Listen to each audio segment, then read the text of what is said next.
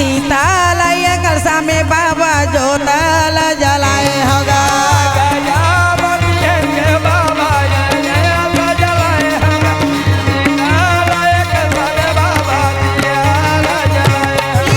चंदन पिड़ुली के बाबा आसन सजाए होगा।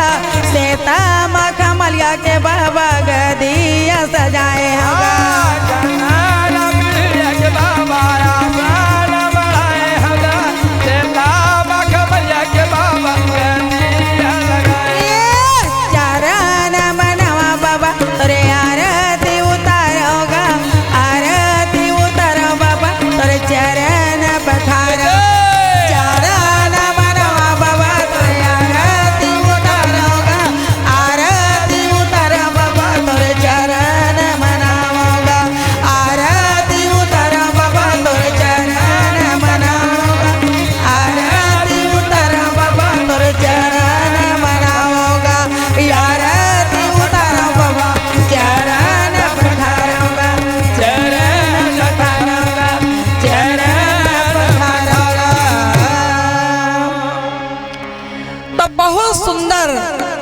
ये सरोवर के पार में बैठे हैं और संत मन के समागम होत हवे। नानक गुरु के नाम से अमृतसर में प्रसिद्ध होवा थे भैया। एक कला लउहा देखा थे रागी ऐसे भक्ति की आंसू बहावत है कि एक एक बूंद आंसू में महान ये सागर के रूप धरत है। और जिन तरिया में बैठे हैं वो तरिया के पानी ला देखते तो अतका मैला है, अतका गंदा है, अतका कीड़ा मकोड़ा है। मनखे तो मनखे पशु मन घलो और पक्षी मन घलो में के पानी ला नहीं पी सकते। जब सत्य प्रचार हुई सतपुरुष बैठ गए कर शरीर में बाबा अमरदास के अमरू के, तो जल जो है ना वो जल अमृत बन गए ने शुद्ध हो गए, निर्मल हो गए। कहते एक ठन काला कौआ आवत रहे, पानी पिए पर डुबकी लगते ना सादा रूप धारण हो गए। ऐसे सत्य वहाँ प्रतीक बढ़ गए और सत्य प्रतीक है जब बढ़ी तो वहाँ के राजा हो गए जलन। ऐसे कौन भक्ति करने वाले कौन पूजा करने वाले आए हैं? अब राजा होते है ना। लेकिन राजा अपन विचार से कहे लगी कि मोर बेटी हवे साथ अब मोर बेटी मन के बात ला पूछो ये मन का सोचते का सोचा थे। तब एक एक करके अपन बेटी में ला पूछे लगी कसवा बेटी हो काकर खाता और काकर नाम लेता है ना। खाता हो काकर और काकर नाम लेता। अच्छा जन बेटी बन है कहते जन्म के देवैया तय बाप और तोरे हमन खात हन और तोरे नाम ला लेवत लेकिन एक जन बेटी है कहते जन्म लते देहस और करम लते नहीं देस पिताजी है ना। तो मैं अपन मेहनत के रोटी खाता हूँ और सदगुरु के लिए था नाम लगी। ऐसे तराजा के थे तोर करम ला मैं देखूं कि तोर करम में का लिखा है तेरा देखूं कि तब नेगी दरवाना ले जी राजा बोला तहावे तब नौकर चाकलना राजा बोला तहावे तोर बहेगा जमाना राजा बोला तहावे तब नाचो रे बेटी लाए राजा बोला तहावे।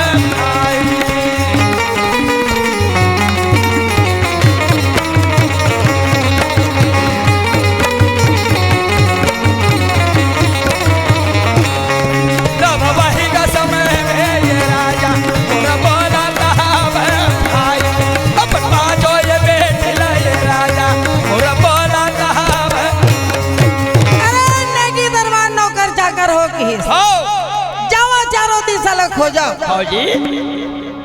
ऐसे कोढ़ी आदमी ला पकड़ के लावा खोज के लावा और कोढ़ी आदमी के संग में मैं बेटी के बिहाव ला करता हूँ। ये कैसे खाते कैसे जीते कहा करते तेला बोला देखना है। तो खोजे लगी नौकर चाकर मैंने हाँ जी। अरे एक जाड़ भारत में एक जाड़ दुनिया में खोजते खोजते खोजते खोजते ओला खोजी जेकर 10 उंगली में नख नहीं है, कुछ नहीं है, उंगली नहीं चलाते, कोढ़ी हो गए वो, कोढ़ी हो गए, और 10 उंगली पाँव के है तो वो कर रेंगे के सहारा नहीं, सहारा नहीं है। और वो कर शरीर में खून और पीप निकला थे, बुहावा थे, पूरा ओकर शरीर जो है जर्जर हो गए, जर्जर हो गए। अरे वो पकड़ के लावा थे भैया, उठा के लावा थे और उठा के ला के राजा के पास में दे देवा थे। कहते एले यही तोर पति है, अब तोर कर्म में खावे और कमावे और तोर पति के संग में कैसे दिन बितावे तेला देखा था, देखा था। त का करीस, काय करी अपन पति ला सुंदर एक ठन पाटा में बैठा लीस और 4 खुरा लगा लीस, लड़का मन बैला गाड़ी खेलते थे इसने का खिलौना बरोबर वो, और पति ला धर के तीरा था गंगा तबाले गा था भैया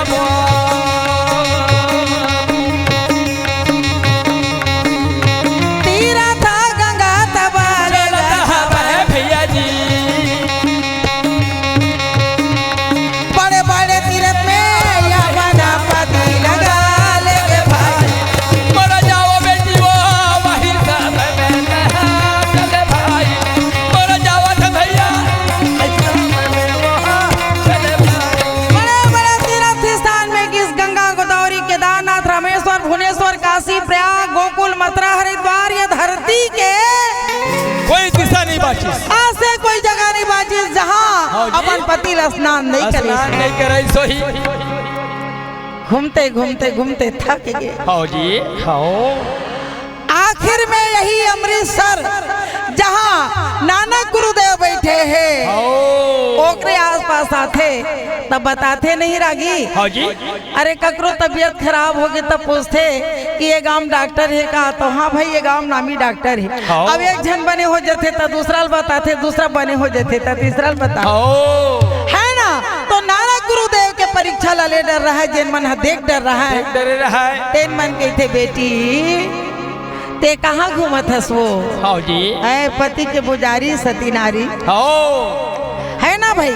और पति के पुजारी काला कहते, सती नारी काला कहते, जेकर बारे में एक ठन भजन मोर जगह ला सुनो। हाँ जी। कौन जाने वो रानी, कौन जाने वो चरण के गति महिमाला, कौन जाने वो चरण गति महिमाला। अरे नारी नारी सब है लेकिन सती नारी बनना मुश्किल है ना। और नारी मन सती नारी घलो बन दिखाए है, लेकिन जे नारी के जे पत्नी के पति मर जतीस तो वो समय सती परीक्षा चलत रही से तो जीते जियत वाला चीता में जला देवत रही। लेकिन ये सब प्रथा संत ज्ञानी गुरु घासीदास बाबा और गुरु बालक दास के द्वारा ये सब प्रथा टूटे हैं। टोला प्रथा घलो टूटे हैं, जिनमन बैला गाड़ी के सवारी में बराती जाए धरी ने। कौन जाने वो रानी, कौन जाने वो चरण गति महिमा, कौन जाने वो चरण गति महिमा, कौन जाने वो दाई, कौन जाने वो चरण गति महिमा, कौन जाने वो चरण गति महिमा, कौन जाने वो रानी, कौन जाने वो चरण गति महिमा, कौन जाने वो चरण गति महिमा।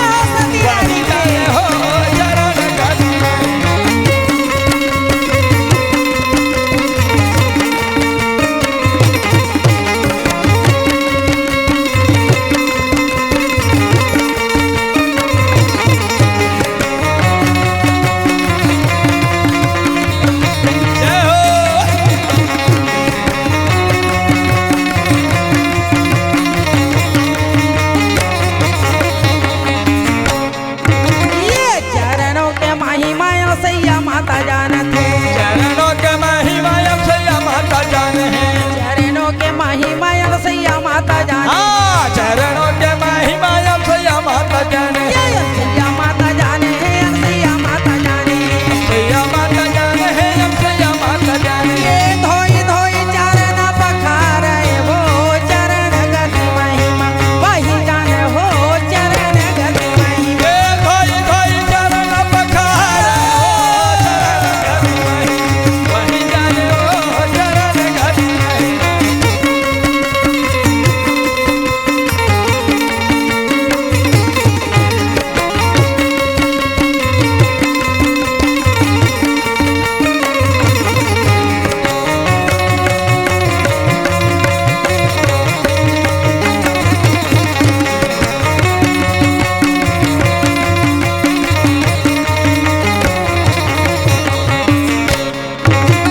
चरणों के महिमा सावित्री माता जाने। हाँ चरणों के महिमा सावित्री माता जाने है।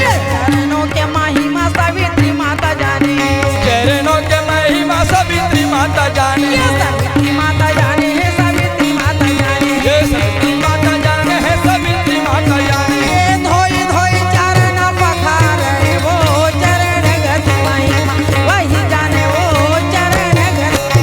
ये भाई भाई चरण पखारे वो चरण गति महिमा वही जाने हो चरण गति महिमा वही जाने हो चरण गति महिमा वही जाने हो चरण गति महिमा वही जाने हो चरण गति महिमा वही जाने हो चरण गति महिमा। तो सती नारी बन जाने चरण गति के महिमा ला। हाँ जी सुनी सवे हाँ। और सुन के देख के अपन पति लला थे और ला के कहते हैं गुरुदेव मोर पति की हालत ला देख ले। देख ले एला कौन जगह ले नहीं घुमाए हो कौन गंगा में नहीं नहवाए हो। नहीं हाँ हूँ आज मोर पति है कौन है एक कौन की बीमारी से मैं कैसे दूर करी हाँ बाबा। बाबा तो बालक भगवान के रूप में हाँ जी गुरुदेव वहाँ बैठे हैं। हाँ अमरदास बाबा के एक ऐसे शब्द निकली मेरा मुझ में है नहीं जो कुछ है सब तोर है ना जो कुछ है सब तो ये तो। साहेब गुरुजी हाँ जी अवेला मैं जल देवत हूँ 28 भैया वही सरोवर के जल और वही सरोवर के जल उठा के निकाल के कहते बेटी हाँ। एला तय नहला दे नहा दे एला तय नहला दे बेटी की सो नहवई से और ओकर शरीर के जो कोड़ की बीमारी है तेना साफ हो गई। साफ हो गए गुरु के नाम ला ले लगिन भैया और गुरु के चरण में एमन है गिरे लगिन हाँ और वो जगह सबके मुंह में सबके जबान में यही नानक गुरुदेव के प्रचार हुए लगी प्रचार हो गए और वो में के जल है तेना निर्मल जल बन गए। हाँ जी ऐसे तो यहाँ एक नाम प्रचलित हुआ था प्रसिद्ध हो गए रागी हाँ ए डहर के बाद तो यहाँ है और गुरु घासीदास बाबा ले समाधि में बैठे तपस्या में बैठे हाँ छाता पहाड़ में 6 महीना पहाड़ दिन में 6 महीना बीत गए और 6 महीना के बाद में सदगुरु के ऐसे कृपा हो गए कि सूर्य के समान दिव्य ज्योति हाँ ज्ञान के प्रकाश बाबा जी के शरीर में समा गए हाँ जी और कुछ बुद्धि मिली इसके एक जगह बैठे से नहीं अब तोला प्रचार करना है प्रचार करवे सत्य प्रचार करना है गिरे अपटे भूले भटके जिन प्राणी है जे नर है पशु पक्षी है जीव जंतु है ओकर संग में तोला ज्ञान देके बोला मुक्ति देना है मुक्ति देना है सतलोक के रास्ता बताना है तो यही एक प्रचार के लिए बाबा जी सोना खान के यही जंगल में पहुंच गए सोना खान के जंगल में बैठे तो चपरासी मना देखा थे वीरभद्र राजा के हाँ जी तो का देखा थे का देखा थे वो मना समझा थे लकड़हारा हो ही है लकड़ी उकड़ी काटा तो ही जंगल उजारा तो ही हाँ जी लेकिन वो तपस्या भक्ति के लिए लकड़ी भी काटा थे इकट्ठा करा थे धुनी रमाई के खातिर अवेला जब देखे लगी तो राजा ला जाके बताई, हाँ जी, अरे एक जन ऐसा साधु आए है जेना तोर जंगल के उजाड़ करे थे।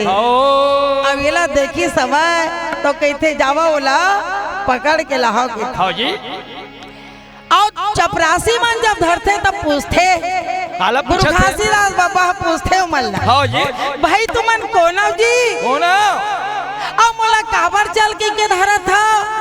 तो कहते हमन चपरासी जी हमर राजा के दूतन के दूतन तो दूत एक जन है गा के थे, एक जन है ना, सब प्राणी के लेगने वाले दूत एक जन है, लेकिन ता कौन दूत से नहीं जानो की भला बता। तब कहते तो ला वीरभद्र राजा बुलावा थे। हाँ जी, तो गुरु घासीदास बाबा ला वीरभद्र राजा सोना खान ले गए। हाँ जी, और 3 साल में नर बलि लेने वाले देवी जेना गांव के बाहर में मंदिर है वही रख दो की रख दे, काबर होकर भोजन वही कर लिया तो फिर वो ज्ञानी गुरुओं कहा थे तो फिर बच जाही।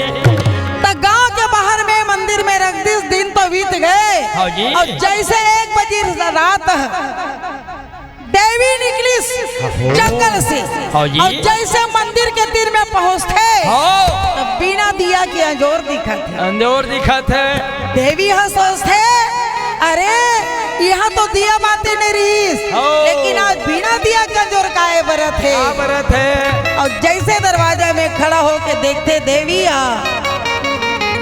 तो वहाँ तो ज्ञानी गुरु सदगुरु बाबा सबके पार लग गया। आसन लगा के गले में जनेऊ है, घंटी है, और लगा के ध्यान सफेद वस्त्र धारण करे। बाबा जी ये जगह बैठे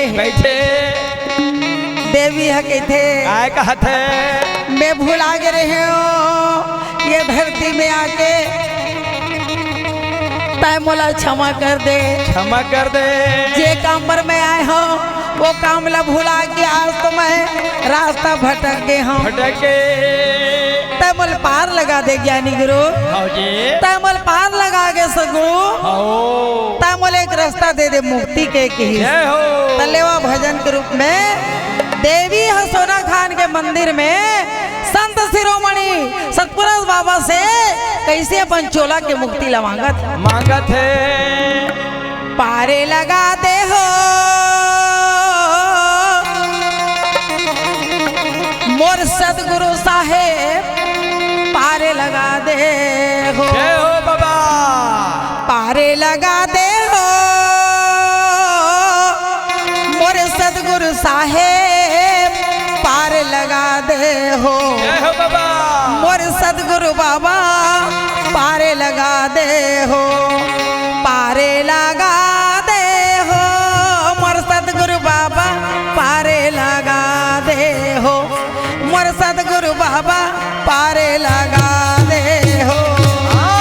पारी लगा दे मोर सदगुरु बाबा, पारी लगा दे मोर सदगुरु बाबा, पारी लगा दे।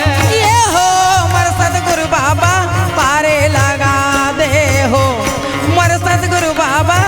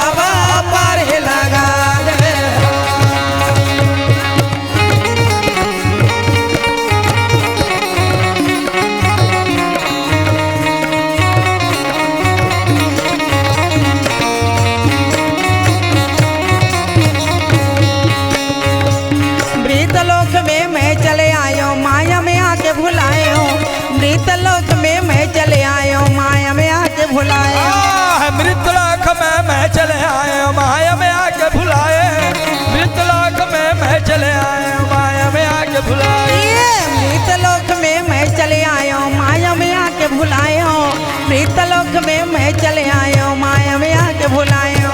मृतलोक में मैं चले आया माया में आके बुलाए। मृतलोक में मैं चले आया माया में आके बुलाए। मैं अबला का छू नहीं जाने मानुष करो यहाँ रे मोर सदगुरु बाबा पारे लगा दे हो। मोर सदगुरु साहेब पारे लगा दे।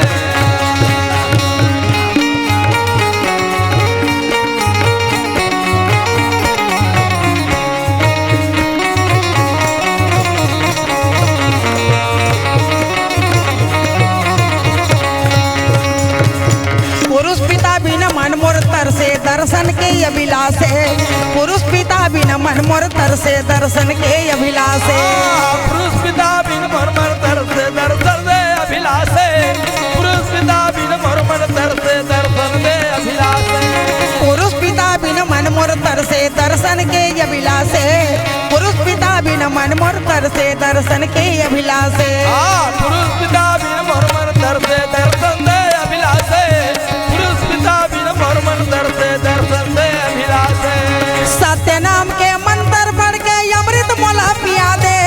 सदगुरु बाबा पारे लगा दे हो। सदगुरु मोरे बाबा पारे लगा दे हो। सदगुरु मोरे बाबा पारे लगा दे हो। सदगुरु मोरे बाबा पारे लगा दे हो। सदगुरु मोरे बाबा पारे लगा दे हो। सदगुरु मोरे बाबा पारे लगा दे हो।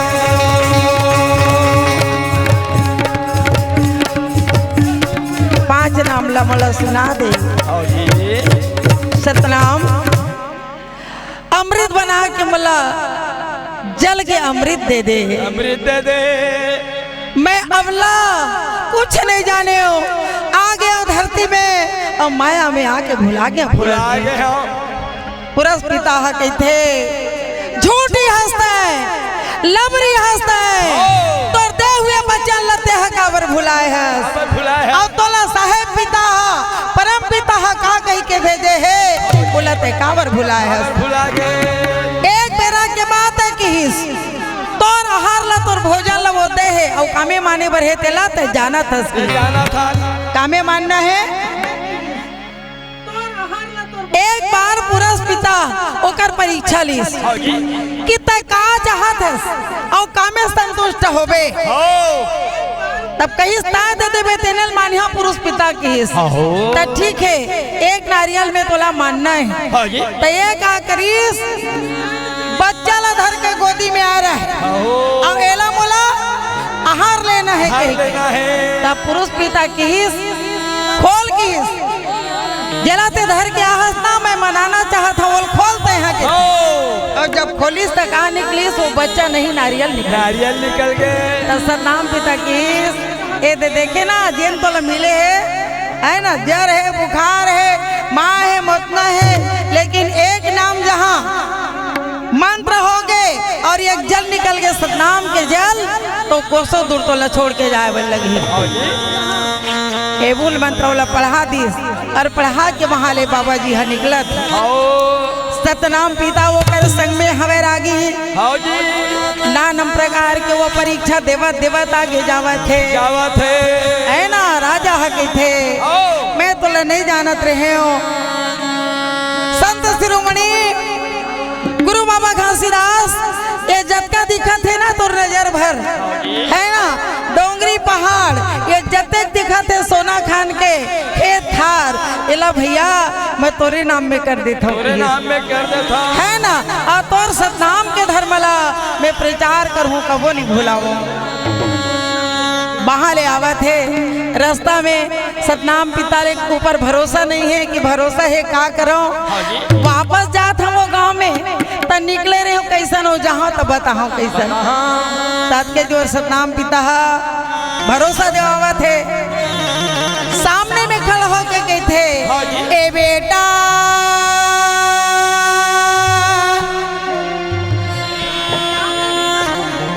तोला मूल मंत्र दे दे हाँ बेटा चिंता फिक्र मत कर बे बेटा तब प्रेम से चले जा गाँव बस्ती में जो कहीं बे तेन सही हो ही जैसे कि बे बेटा वो सही हो ही तो मोला भरोसा नहीं है बाबा के थे तो ये देख के थे मरे है का दिखत है साहब है ये शिकारी है ऐसे 3-4 ठन के लाश हो जगह परे परे रहे मरे मरे सुखा के रहे परे परे रहे तब किस दे तो तलमूर मंत्र सतनाम लाता है पढ़ और धरे के मंडल देकर जल निकाल के कर ऊपर छीत अब पढ़ी 5 नाम ला है ना और 5 नाम ला पढ़ के जय सतनाम कह के छोड़ी से जग का साहब है शिकारी है औलाद बड़े बड़े है तेन मना सब कोनो जय सतनाम करके जीवित हो गुरु घासीदास बाबा फिर गिरौतपुरी के रास्ता ला धरत आवत थे और धरत जब आवत थे ना तो का देखा थे गांव बस्ती के मन लगा और गांव बस्ती के मन का कहा थे ये तपस्या लावत थे तो को जन ये कर तपस्या कैसना है ना कैसना कहा ता फिर पूछिस कि मोर सफरा कहाँ है रे भाई ता सब ध्यान के मर गए बोला हमन माटी दे दे हनो 6 महीना हो तेगे हते दिन के मर गए ता कहते मैं बोला जिंदा करहूं कहते ता कहते ये राउत के बच्चिया मरे है अब ये तेली के बच्चिया मरे है राउत के बच्चिया मरे ये गांव बाहर निकाले ले तिल जी आ गए ता देख के बैठ गए भैया आसन मार के और जैसे नाम करके वही जल्ला छोड़ीस है ना तो बच्चिया है तिन्हा खड़ा हो गए तक कहा कि अमृत बाटिस कैसना अमृत रहीस सतलोक अमृत के धार लानी तो कौन से अमृत है जेला मोर भजन के रूप से आप मना सुनो सत्य से धरती हटी के है सत्य से टिके आकाश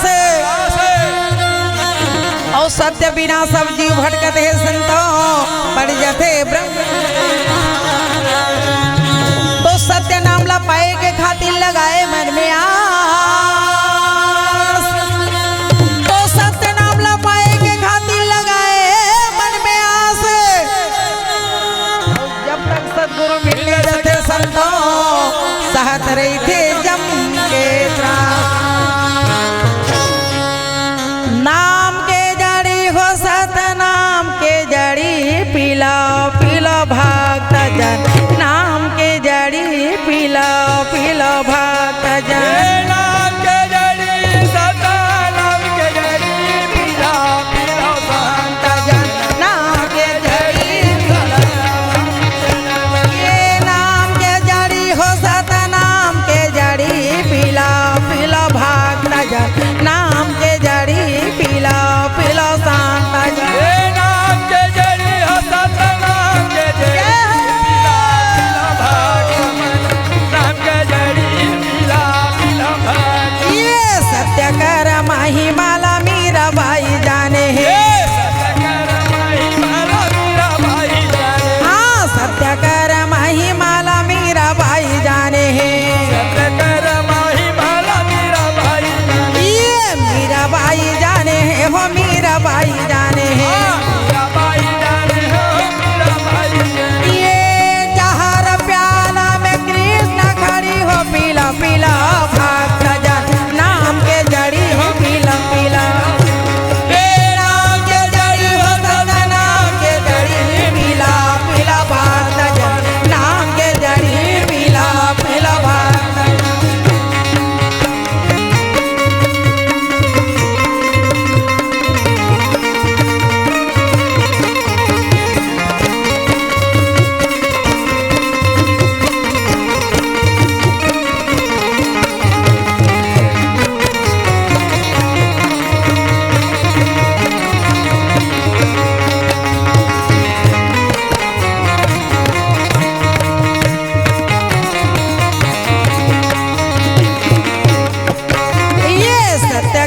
महिमल गुरु घासी बाबा जाने हैं सतकर महिमा गुरु घासी बाबा जाने हैं सतकर महिमल गुरु घासी बाबा जाने हैं सतकर महिमा गुरु घासी बाबा जाने ये घासी बाबा जाने गुरु घासी बाबा जाने हैं बाबा जाने गुरु घासी बाबा जाने ये सत्य लोके में बोला जागा मिली हो पीला पीला नाम के जड़ी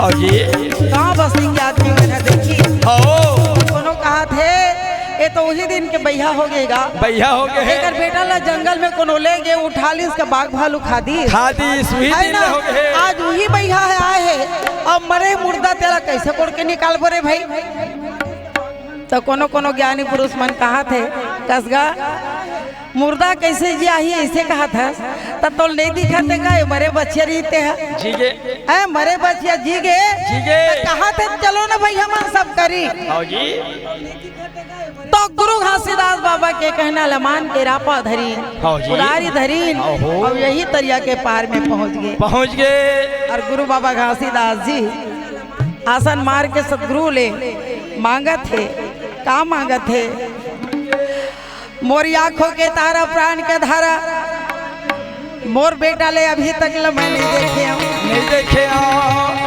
और माया मोहल्ला में त्याग के आज 6 महीने तो तपस्या करे हम हाँ जी अब तो अपन मन के नहीं करता हूँ साहेब हे नाम जो की करत हस्तेन हाँ तय बैठ के मोर शरीर में करत हस आपे मन करा था साबो संतोला बुला के काहे घासीदा चल कोड़ के निकाल हो सबूरा केला चल कोड़ के निकाल हो सबूरा केला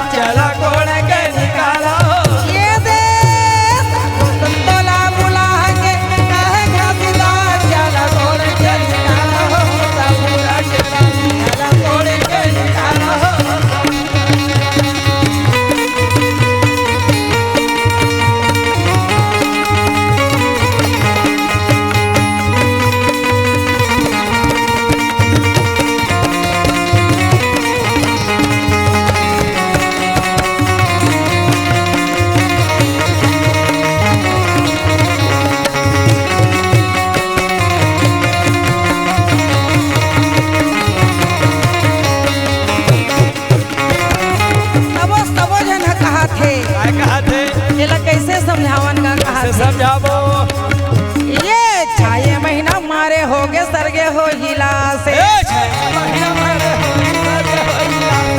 6 महीना मारे होगे सरगे हो हिला से 6 महीना मारे होगे सरगे हो हिला ये सरगे हो हिला से ग सरगे हो हिला से सरगे हो हिला सरगे हो ये कहन दे लबरली तो कारण भी सवा चला कोड़ के निकाला हो पूरा गेला चला कोड़ के निकाला हो सब पूरा ये संतोला बुला के कहे घासला चला कोड़ के निकाला हो सब पूरा गेला चला कोड़ के निकाला हो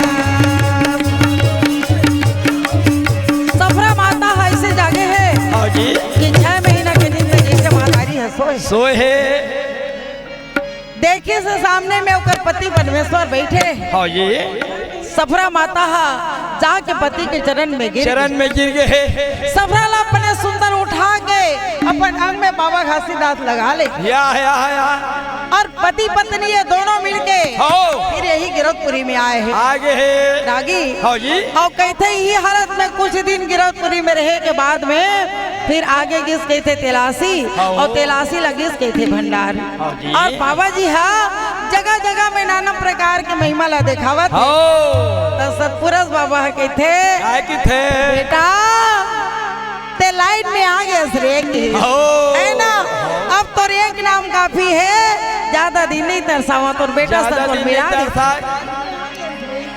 तो यही अमृतसर से वही हवा के चक्र हवा के बड़ौरा फिर आवा थे भैया और वही बालक ले उठा के जवान हो गए है तिलक गिरौदपुरी में लावत है अमरदास बाबा ले गिरौदपुरी में लावत है और जुना जुना घर पुरिया होते दिन के बाद है देखिए तो कहाँ है मुर्दाई दादा की थे यहाँ नहीं बाबू तेलासी में है और तेलासी ला पूछते तो यहाँ नहीं बाबू भंडार में है और वहाँ जब जाते ना तो कहते दाई वो ए दाई सबरा दाई वो ए दाई सबरा मैं तोर बेटा है हो दाई मैं तोर बेटा हूँ दाई मैं तोर बेटा हूँ नहीं बेटा तमर बेटा नहीं हो सका काबर मर बेटा तो 7 साल के छोड़ के निकल गए बोला तो भगवान भालू बन खाड़े रहे बेटा तमर बेटा नहीं हो सका कौन जोगी असरे कौन साधु असरे और कैसे ढंग के बोला महतारी कहा था बेटा और भुलाए दुखलते आगू में लावत और भुलाए दुखलते आगू में लावत अगर तोर विश्वास नहीं है भाई सत्य परीक्षा ले मोर जगह की ले कपड़ा के लोच रख दे और कपड़ा के लोच रख के अपन स्थान के दूध पिला दे और दाई वही करी सफरा दाई है 7 पुरुष के कपड़ा के लोच दे के स्थान के जब गोरल ढाली से बाला का गुरु आज जवान हो गए अमरदास और यही जोगी के रूप में है मुंह भर के होकर मुंह में गोरा से आके भर गए दाई सफरा और पिता गुरु घासीदास अपन बेटा ला हृदय संगलीस और बेटी बेटा के साथ में फिर भैया आगे के विकास करे लगी आगे के दुनिया बनाए लगी और संत कड़िहार के नाम से और ये मन के दुनिया में नाम है प्रचार हो गए बोलिए